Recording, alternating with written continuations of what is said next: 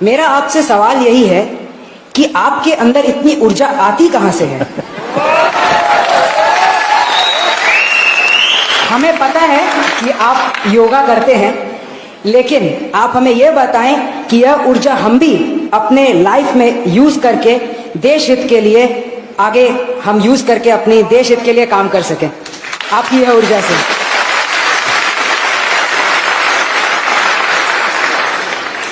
इसके कई जवाब हो सकते हैं। एक तो जवाब अगर मुझे हंसी खुशी की शाम के रूप में देना है तो मैं ये कह सकता हूं कि मैं पिछले 2 दशक से करीब करीब 20 साल से डेली 1 kg 2 kg गालियां खाता हूं।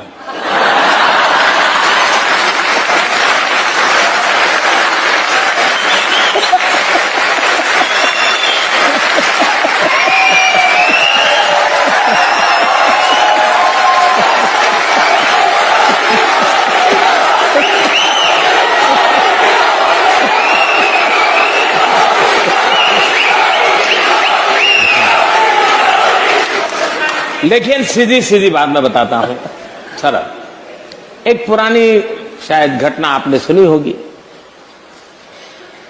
कि कोई तीर्थ स्थान था एक पर्वतमाला पर,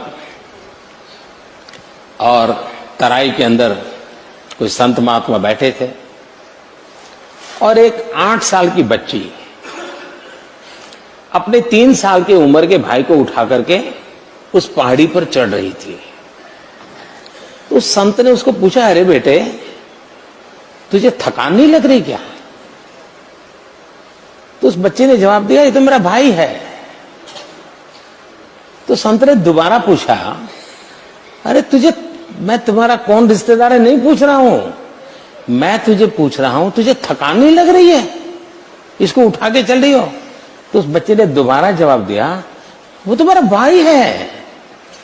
तो संत ने तीसरी बार पूछा, अरे मैं तुझे नहीं पूछा हूं तेरा रिश्तेदार कौन है, मैं पूछ रहा हूं अरे तुझे थकान नहीं लग रही है क्या? तीसरी बार उस बच्चे ने कहा, बाप जी ये मेरा भाई है, भाई का थकान नहीं लगता।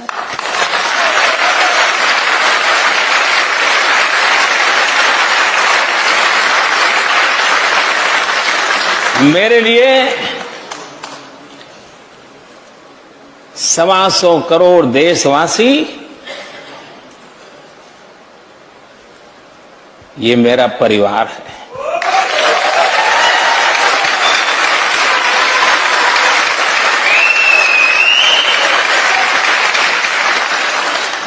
जिस पल आप अपने जीवन में देख लीजिए,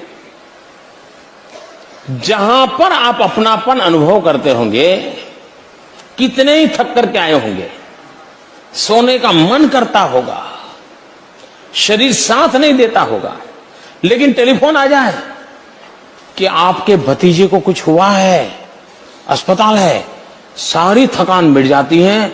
स्कूटर लेकर के आप भागते हैं, रात भर उसकी सेवा में लगे रहते हैं। क्यों? आपका अपना है, थकान मिट जाती है, आप स्वयं जुट जाते हैं। मेरी जिंदगी भी हर पल शरीर तो शरीर का धर्म करता ही है, लेकिन उसी पल मुझे ध्यान में कोई अपनों के लिए, कभी त्रिपुरा से कोई खबर, कभी केरल से कोई खबर, कभी दिल्ली से कोई खबर, तो फिर मन करता है, अरे उठो यार, चलो दौड़ो।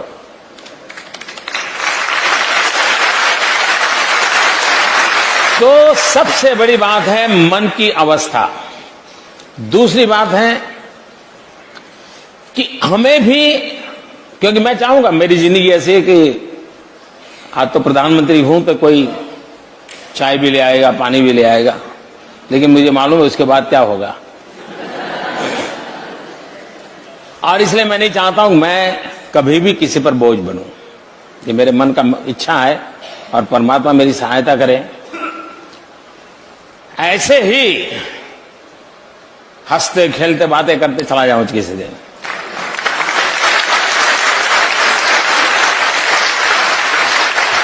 जिंदगी में किसी पर बोझ न बनूं, और इसलिए शरीर को जितना फिट रख सकता हूं, शरीर से जितना काम ले सकता हूं, जितने नियमों का पालन कर सकता हूं, जितना भी मैं सीख पाया हूं, उसको मैं जीने का प्रयास करता हूं। और मैं सभी नौजवानों से कहना चाहूंगा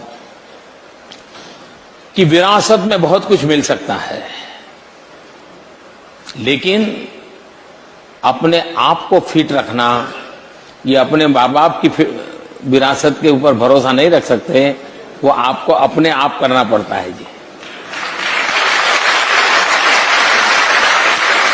वो विरासत में आपको ऊंचाई दे सकते हैं, विरासत में चमड़ी का कलर दे सकते हैं, विरासत में बढ़िया आंखें दे सकते हैं, नाक नक्शे दे सकते हैं, लेकिन भीतर की तबीयत तो आपको संभालनी ही होती है।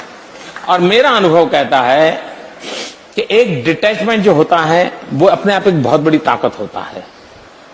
और दूसरा, नियमों से जिंदगी जीने से आप जिस काम के लिए निकले हो उस काम के लिए अपने आप को योग्य बना सकते हो। हमने जहां है वहां किसी पर बोझ नहीं बनना चाहिए। हो सके उतना हमने जीवन ऐसा जीना चाहिए कि कभी किसी पर बोझ न बने। और ये फिटनेस मंत्र तो आपने दे ही दिया कि फिटनेस विरासत में नहीं मिलती। हाँ ये तो आपने यूज खुद ही करनी पड़ती है।